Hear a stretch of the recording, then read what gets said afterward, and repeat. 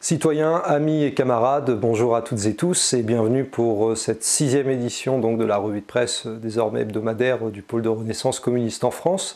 Une revue de presse qui a été marquée, comme vous avez pu le voir, par notamment cet appel à l'insurrection d'une part de Philippe de Villiers et puis d'autre part de cette lettre qui a été publiée dans Valeurs Actuelles, l'un des médias préférés pour la fascisation, puisque ce sera le thème fil rouge, le fil brun même malheureusement de cette revue de presse, donc qui a été relayé dans Valeurs Actuelles, cet appel d'anciens militaires désormais à la retraite pour la plupart d'entre eux, pour qu'il y ait une intervention forte d'Emmanuel Macron pour remettre de l'ordre dans le pays, pour restaurer les valeurs civilisationnelles, etc. Bon, pour des choses qu'on entendait en 1940, par exemple. Bon, nous allons y revenir.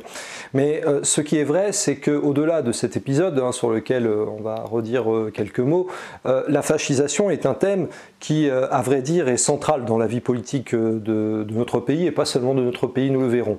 À ce sujet, au-delà des multiples articles que nous avons déjà publiés, que ce soit dans la revue théorique Étincelle, que ce soit dans le journal Initiative communiste, sur le site du même nom, Initiative communiste, nous renvoyons également à un café marxiste qui s'était tenu samedi 26 janvier 2019, qui portait justement sur la fascisation de la France de Macron dans l'Union européenne. Et que disait-on déjà à l'époque? C'était quelques mois après ce qu'on a appelé l'affaire Benalla, qui est en fait une affaire Benalla-Macron. C'est que nous voyons bien progresser au sein notamment des instances régaliennes, comme la police, comme la justice, comme l'armée surtout, et bien des éléments de fascisation très inquiétants. On a pu le constater à travers cette lettre qui a été publiée donc, et que Valeurs Actuelles a relayée d'ailleurs symboliquement à 21 avril, le jour où il y avait donc eu cet appel, ce putsch tenté à Alger le 21 avril 1961, vous voyez, 60 ans après. Bon, tout ça, vous le savez, vous l'avez déjà vu, mais nous ne pouvons que insister sur le fait que ce n'est pas nouveau et que ça ne tombe pas du ciel. Cela fait des décennies que cette fascisation est en marche. Parce que oui, la fascisation est en marche, et là, elle est en marche accélérée, pour ne pas dire galopante. Et cela a permis, une bonne fois pour toutes, pour celles et ceux qui en douteraient, de faire tomber le masque. À vrai dire, il était déjà tombé, ça ne fait que confirmer ce que l'on savait déjà sur le prétendu Rassemblement national, que ce parti-là rêve de prendre le pouvoir par une insurrection d'extrême droite, puisque c'est forcément la logique même du Rassemblement national, et applaudit à cette tentative de coup d'État déguisé, évidemment, c'est dit à demi-mot, mais c'est la réalité, c'est une volonté d'en finir, alors d'ailleurs avec ce qui est désigné comme les ennemis de l'intérieur. Et il est vrai qu'il y en a. Il faut le signaler. Bien sûr que les islamistes sont des ennemis et que nous les combattons, que nous les combattrons et que nous nous en débarrasserons, car à la différence près, il faut rappeler quand même que l'islamisme est né d'abord sur l'anticommunisme, est né à travers l'anticommunisme, notamment du côté du Proche et du Moyen-Orient, que l'on songe à l'Afghanistan où Najibullah fut assassiné par les talibans et les moudjahidines qui avaient été joyeusement armés par la CIA, entre autres. Il faut insister aussi sur tous les régimes panarabes, laïcs, socialistes, et anti-impérialistes qui sont tombés en Égypte. On a bien vu également en Irak et puis en Syrie où on a pu voir à quel point il y a eu cette volonté de la part des pays riverains de la Syrie et puis des pays comme l'Arabie Saoudite d'en finir avec le régime de Bachar el-Assad. On pourrait dire que ça n'a rien à voir, mais bien sûr que si. Parce que l'islamisme, bien sûr, est un ennemi de l'intérieur, mais il n'y a pas que l'islamisme, il y a aussi l'extrême droite, bien entendu. Cette extrême droite dont il faut rappeler qu'elle n'a jamais été républicaine. Que s'est-il passé en 1940, si ce n'est dans le cadre de la défaite, un coup d'État institutionnel qui a réussi à être mis en place avec les intrigues de Pierre Laval et de tous ses compagnons de droite, et puis aussi de la SFIO de l'époque, pour permettre à Pétain d'avoir le plein pouvoir. Il y a un Vichy avant Vichy, et il fermente dans la République. C'est ce que disait l'historien Yvan Jablonka. Eh bien, cela existe encore. Et pourquoi la fascisation peut progresser? Justement, parce que les verrous qui permettent de s'opposer à la fascisation sautent les uns après les autres. Sautent du fait notamment de 40 ans de politique d'eurodestruction de tout. Des conquêtes démocratiques, des services publics, des droits sociaux, des libertés publiques, absolument tout. Et ne croyons pas que l'Union européenne, dans cette affaire, serait un rempart. Au contraire, l'UE contribue à affaiblir, justement, et de manière très puissante, toutes les forces progressistes dans le sens marxiste du terme, dans le sens véritablement de gauche, dans le sens du progrès social. Toutes les forces donc progressistes, communistes en particulier, syndicalistes de classe et de masse, qui s'opposent à cette fascisation. Et à vrai dire, elles en sont elles-mêmes de plus en plus victimes, on le voit bien, il suffit de voir les poursuites qui sont intentées à l'encontre de syndicalistes de combat. Je vous renvoie pour cela notamment à l'entretien qui a été réalisé avec Céric Liechti, le secrétaire de la CGT Énergie de Paris, victime de poursuites tout simplement parce qu'il ose s'opposer à la destruction d'EDF, GDF. Bien. Donc cette fascisation, elle est en réalité nourrie par l'Union européenne.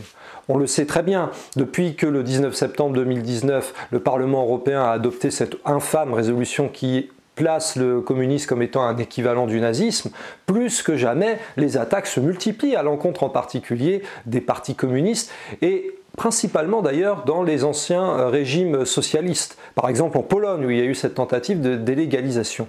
Mais au-delà des attaques politiques, nous insistons sur le fait que la fascisation se nourrit des attaques, des destructions envers les conquêtes sociales.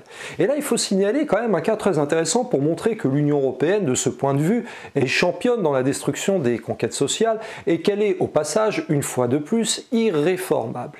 Nous avons appris qu'en Lituanie, vous voyez, c'est pas un pays dont on parle fréquemment, si ce n'est pour éventuellement rappeler aussi son grand atlantisme et son anticommunisme forcené, eh bien en Lituanie, il s'avère que bon, le niveau de vie est quand même moindre par rapport à la France, entre autres, que l'espérance de vie également. Eh bien, figurez-vous que la Commission européenne a proposé aux Lituaniens d'envisager de travailler jusqu'à 72 ans, je dis bien jusqu'à 72 ans, pour pouvoir régler la délicate question des retraites, puisqu'il y a un déséquilibre entre la population active et la population retraitée ou qui n'est plus en âge de travailler. Mais il se trouve qu'il y a un problème, c'est qu'il faut savoir que l'espérance de vie moyenne en Lituanie pour les hommes est de 71 ans et demi. Vous voyez donc le niveau d'humanité de la Commission européenne qui est capable désormais d'expliquer qu'il serait idéal de pouvoir travailler au-delà de l'âge d'espérance de vie, donc en fait quand on est mort. Remarquez, un jour ça arrivera probablement parce que ça fait partie de la logique de fascisation, faire travailler les morts, ne pas tenir compte finalement de la vie humaine. En somme, c'est l'inhumanité, l'inhumanisme pur et dur qui est préconisé par cette Commission européenne, et ça aussi, ça fait partie de la fascisation. La fascisation débute également à partir du moment où on n'accorde plus aucune valeur à la vie humaine. Et je vous renvoie d'ailleurs à ce sujet, à cette extraordinaire farce qui avait eu lieu à l'hiver 2020, lorsque les députés macronistes avaient refusé un amendement qui proposait de prolonger le délai de deuil pour des parents qui auraient perdu un enfant de 5 à 12 jours, donc où ils ne travailleraient pas, et les députés macronistes avaient refusé. Imaginez que même le MEDEF avait été en émoi face à un tel refus. Et cela avait finalement débouché sur cette phrase extrêmement éclairante d'Emmanuel Macron qui avait appelé les députés à faire preuve d'humanité. Oui, faire preuve d'humanité pour des gens qui, par définition, ne le sont pas, ne peuvent pas faire preuve d'humanité parce qu'ils sont dans une logique inhumaniste par définition. Cette fascisation donc est extrêmement dangereuse. Elle frappe bien sûr la France, elle frappe les pays de l'Union européenne, elle frappe aussi aux portes de la Russie, plus que jamais, puisque vous avez pu voir récemment que, encore une fois, les tensions ont redoublé en Ukraine et toujours sous, en réalité, la provocation des forces pro-atlantistes, pro-occidentales, qui, dans le fond, n'acceptent pas une chose qui est très simple, c'est que Kiev, l'archevêché de Kiev, d'ailleurs, n'oubliez pas, historiquement, est à la base de la fondation de la grande nation russe à partir de 988. C'était l'archevêché orthodoxe de Kiev, plus la Moscovie. Bien. Mais au-delà de cela, ce que nous voyons bien, c'est qu'en réalité, les dirigeants occidentaux ont comme ambition de, plus que jamais, que l'Ukraine rejoigne l'OTAN. Cette extension de l'OTAN qui a parfaitement profité de la chute de l'Union soviétique après 1991 pour s'établir, et malgré le fait que Gorbatchev, le naïf, l'idiot, on ne sait comment l'appeler, avait obtenu soi-disant la promesse des États-Unis que jamais l'OTAN ne se répandrait en Europe. Et bien si, elle s'est complètement répandue, elle a pu faire adhérer des anciens pays socialistes, et nous voyons bien le résultat aujourd'hui. Cette fascisation donc est très inquiétante, et elle l'est d'autant plus que justement elle frappe en particulier le mouvement populaire, le mouvement ouvrier, le mouvement syndical, un mouvement syndical qui plus que jamais a besoin de s'exprimer et de manière massive.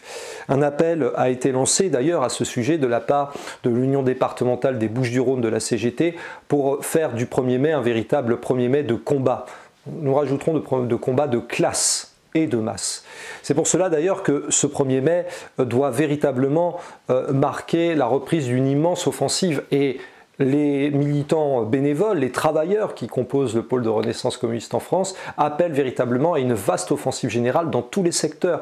Il faut que cette grève, il faut que cette journée internationale des travailleurs soit une réussite en France, avec la mobilisation de tous les secteurs dans une logique interprofessionnelle et intersyndicale, du moins avec les syndicats qui sont dans une logique non pas de syndicalisme rassemblé, d'accompagnement ou de pseudo-dialogue social bidon, y compris à l'échelle européenne, mais qui sont dans une logique de lutte des classes, de combat tout simplement. Parce qu'en face, ils sont en train de tout nous détruire. Les services publics, même les structures productives de notre pays, la désindustrialisation massive.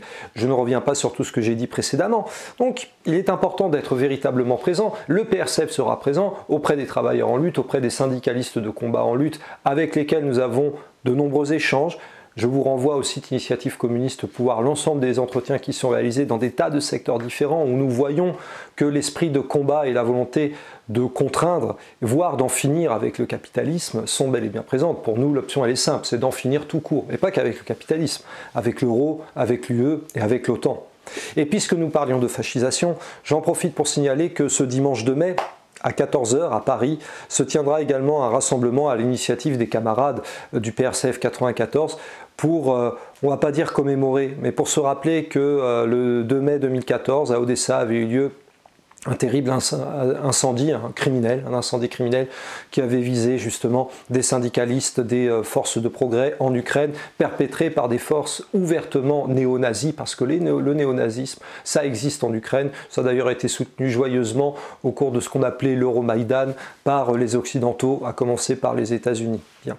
Et bien voilà, donc, chers amis, chers citoyens, chers camarades, pour cette revue de presse de cette semaine.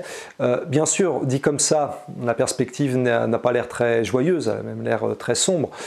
Et pourtant, il existe des alternatives. Ces alternatives, soyons clairs, elles doivent être en rupture avec l'Union européenne, avec l'euro, avec l'OTAN, avec le capitalisme. C'est ce que nous portons à travers la campagne pour une alternative rouge tricolore, qui consiste à rompre avec tout ce qui nous a entraînés dans la situation dans laquelle nous sommes depuis plus de 40 ans, et qui pour cela nécessite également de rompre clairement, totalement et définitivement avec les forces politiques dites de gauche qui ont approuvé par exemple la résolution du 19 septembre 2019, qui sont en train de désosser la République une et indivisible. On renvoie pour cela à la loi Molac, entre autres, qui a été adoptée récemment, qui en réalité sont des forces euro-fédérales et girondines et qui sont en train de mettre en pièces ce qui avait été mis en place par les révolutionnaires de 1789, de 1793, par les Jacobins, pour la République une et indivisible, liberté, égalité, fraternité, ou la mort, voilà ce que c'était.